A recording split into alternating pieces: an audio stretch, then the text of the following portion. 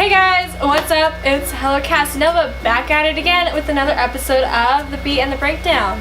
This week on our topic board we have Sulli, Baekho, and Hansol from Topp Dog, as well as various comebacks to discuss. So let's just jump right into things.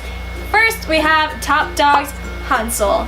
On June 23rd, Hansol started a live broadcast on Instagram. According to fans, during this broadcast, Hansol made several teary-voiced suicidal statements. These statements were things like, "I want to kill myself," and "that could probably kill me," while showing cars passing by. Fans were understandably very panicked and tried to reach out through social media. Soon after, fans were reassured by his friend, Yoon Jung-min, who left a comment saying, "I was able to contact Hansol. Everyone, don't worry." Even still, fans are pretty worried about Hansol still. Topp Dog hasn't had the best of times since their debut in 2013 and has been struggling for a while, and in November of 2016, the group went on hiatus. One user on Reddit says that Hansol has been acting strangely for a while now, doing things like live broadcasts where he just stared at the camera, not saying or doing anything, posting drawings of self-harm, and then immediately taking it down, and other various things. Apparently, he also said in an interview before that he thinks he might be bipolar. Wow, my heart goes out to this boy. I feel so bad for him. In the bit that I do know about Topp Dog, I know their past has been pretty rough. Stardom Entertainment in particular was a really, really crappy company. He had issues with Block B. The CEO apparently committed suicide himself after he ran off with Block B's money. Just bad stuff going around. I heard about how Topp Dog once made a plea to hey, support us so that we can buy food. I'll buy you food. Yeah. Give me your address. Let us know. We'll make sure you have a full fucking kitchen. Yeah, this isn't okay. This isn't okay at all. No. I know the K-pop market is really, really competitive, and these guys, they were dealt a really crappy card. I feel so bad for Hansol because I can only imagine what he must be going through. And especially if he's dealing with a mental disability on top of that, it can't be any easier. Just to state it simply, he's got to be having a really rough time. I know two of the other members are gone or were gone because they were participating in Produce 101. And the status of Topp Dog is kind of up in the air, but I feel like the status of Topp Dog has been up in the air for a while now. I do know I've seen them participating with a lot of YouTubers to try and get some recognition out there. Hey, Topp Dog, call us. You can participate with us. Yeah, we'll give you all the revenue from it. We'll buy you groceries. Yeah, so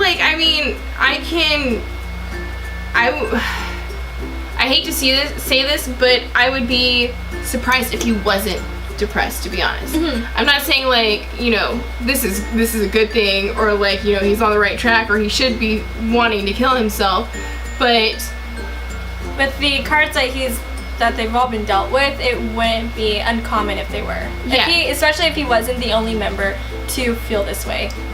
Yeah, and he's been showing signs of having struggles for a while now, it seems, at least a year or more.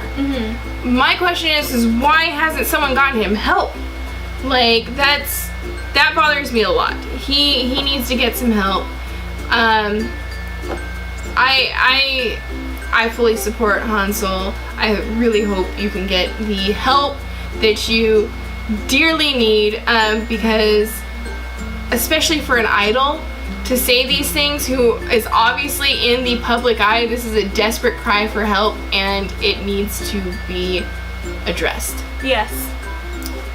Our next topic is former FX member Sulli. On June 20th, Sulli posted a video on Instagram of a still live but filleted eel dying on a grill.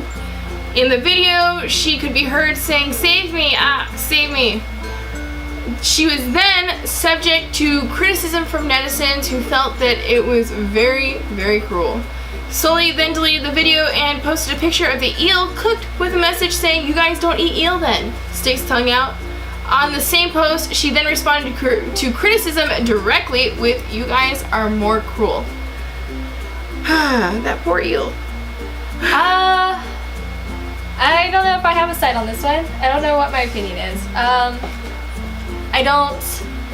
I'm not one for cruel treatment of animals. I like very humane ways to deal with it, fish included, but her actions to me they're childish. They're really childish, and even though it is a fish, she should have taken more consideration into it. But at the same time, I don't think it's really that big of a deal. Like, she made a joke out of an eel that was filleted. That's how I see it. That's how I was raised, I guess. I don't see what the big deal is. She shouldn't play with her food, but at the same time, should people be so upset about it? I think personally for me, like, I don't like to see things suffer. And I mean, he's already filleted. Like, he's already filleted. Here I am thinking about the eel's feelings. He's already filleted. He's on a grill, burning to death. Like, I mean, do you gotta just rub salt in the wound? I think she was very childish. And I think what bothers me the most, like, I can look past. I don't like what she said, and I don't like the way that, like, she, you know, was so childish about it and, like, made fun of this poor suffering creature. That's the thing, is a lot of people are upset at the fact that she made fun of a suffering creature. And it's not so much, like, as to what was going on, because, yeah, that happens. It's a part of cooking and stuff, like, just like lobsters and stuff like that. It's the fact that she made fun of it. Like, people are probably thinking that that might show part of her character and how she kind of is as a person, to make fun of something suffering. Yeah. And I think that's where people's issues come from. My issue, like, I totally understand that point. The fact that she was like, well, then don't do it. Whatever. It was how arrogant she was after the fact. That, like, and then she tries to say that they're more cruel. Well, I mean, I hate to say it, but that was kind of a crappy move on her point. Like, that's pretty cruel too. And yeah, I know fans can be pretty downright, like, disgustingly cruel. I've seen it so many times. But especially if you're an idol, I feel like you have to handle things with a certain amount of class. Yeah. And that's not how this was added, and to just throw it in their face like, well, whatever, you guys are worse. Like, I don't think that was the best retort for this. Yeah, I don't think so either. She should have handled it like a professional, because she's in a professional setting. She is an idol. She should have handled it with more class, but she didn't. Yeah, go ahead, have your beliefs. Like, if you want to, if she doesn't see an issue with what she did, fine. But like you said, just handle it as a professional. Yeah. Lastly, we have newest Baekho. There's a lot to talk about here with this one, so we'll try to shorten up as much as we can. Basically, an online user accused Baekho sexually assaulting her 8 years ago. She detailed her 30-minute bus ride home with him in a post. The victim claimed that since NUS had not been popular in Korea and had mostly been active in Japan, she didn't see his face everywhere and wasn't reminded of the trauma. She said she tried to contact him through Kakao, text, and phone call, but he did not respond. Wonder why. She also emailed Please Entertainment asking for some sort of statement, as well as wanting Baekho to step down from Produce 101 if the accusations turned out to be true. She also went to the police with her friend, but were recommended to visit a rehab center. There has since been inconsistencies found in her story about comparing the original post from May and the current one. inconsistencies like how long it was, that her brother was nearby, and that they graduated from the same middle school, as well as several others. We will leave a link down below so you guys can check it out for yourselves. The accuser's friends also claimed that Baekho was a bully, but later was revealed by the accuser to be a lie, giving further discredibility to the whole situation. Pleiades made statements in defense of Baekho, saying that the accusation is completely false and explaining their side of the events after the girl approached Baekho on Kakao. Pleiades also stated that they plan on taking legal action for the false rumors. Man, that's some deep stuff right there. Right? Shame on her for those accusations. Yeah. To be honest, while we were doing our research, we did feel like something wasn't right. This is a really, really touchy subject because there is still the chance.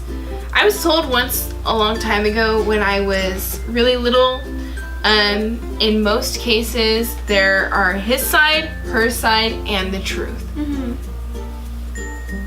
This is a prime example of one of those situations. Yeah.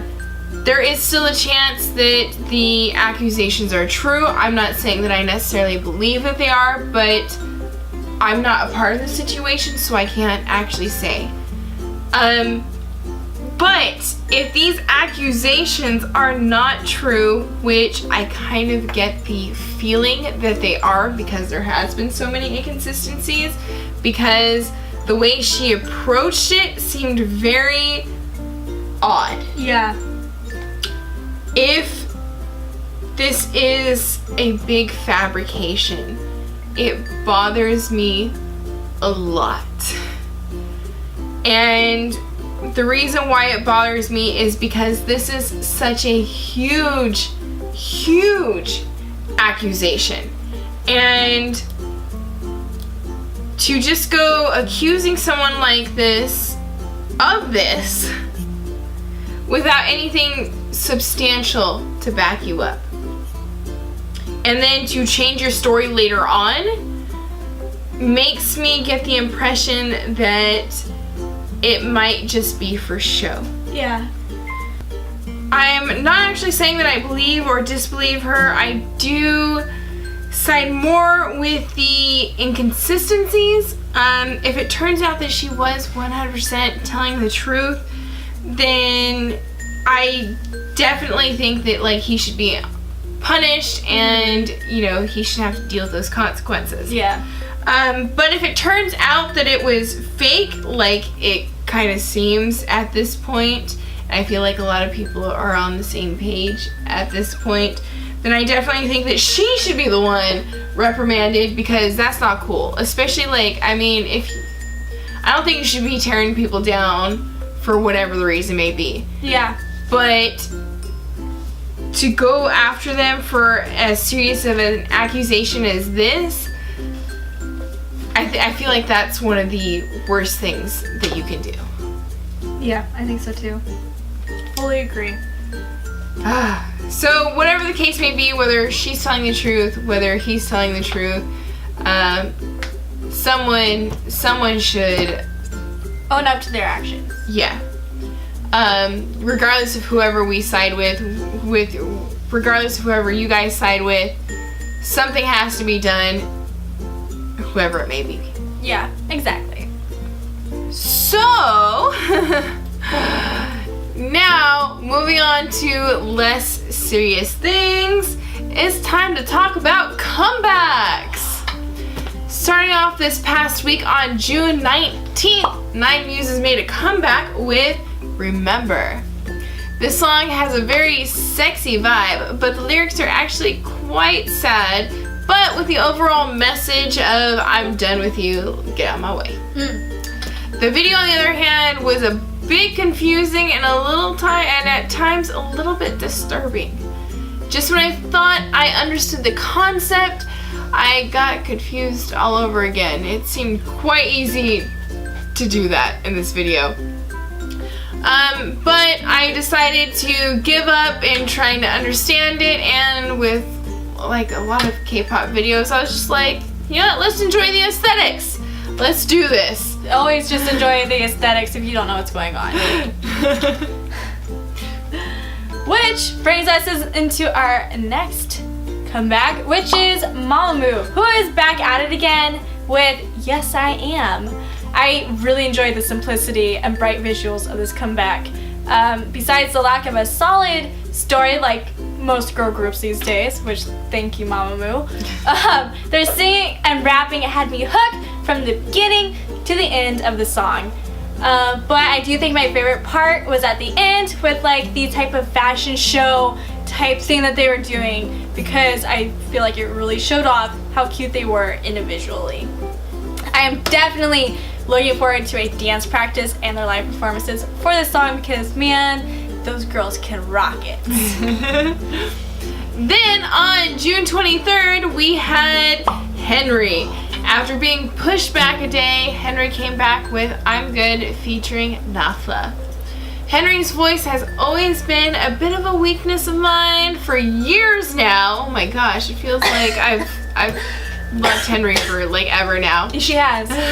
And this time is definitely no different. Not really understanding some of the style choices, but when listening to his voice, it's easy to look past. Mm-hmm.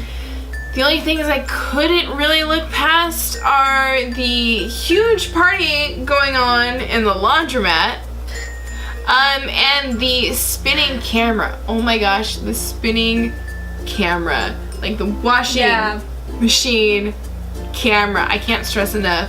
That was trippy, but trippy in a bad way. Yeah.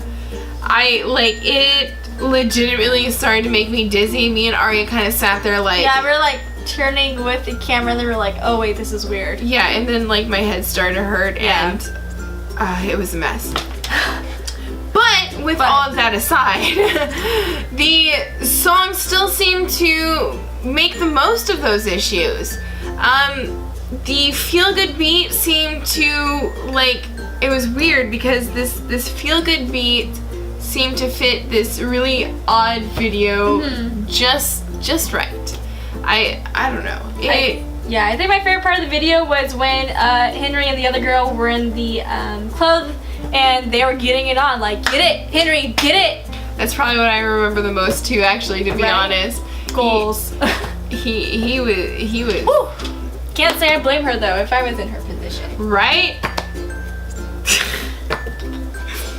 I like the video. The video is a little bit weird. The mask I didn't understand, but it fit the song, Henry's voice, the rapping. It all just came together. And even these issues, like we said, even these issues we had were like, what issues? What? Easily overlooked. Easily. So, I think that wraps it up for this week's episode. Yep, I think so. So, with all that being said, make sure you like, comment, and subscribe. What do you guys think about these beats and the breakdowns that we had, the comebacks, the news stories? What do you guys think about it? What's your opinions? And make sure you subscribe to us because we're putting out cool videos. And, subscribe. Make sure you check out our social media pages, which will be listed down below and on the next page. Go check them out. Don't be lazy.